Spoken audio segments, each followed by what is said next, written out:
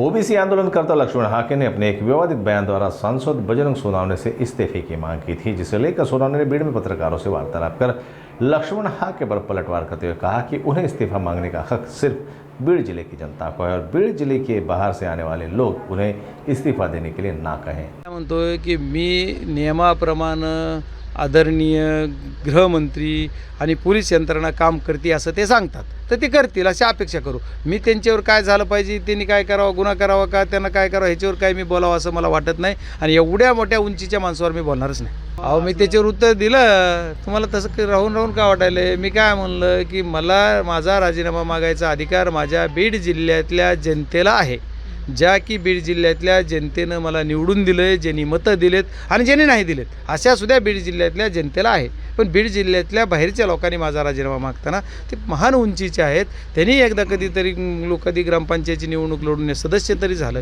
की त्याच्यानंतर खासदाराचा राजीनामा मागावा।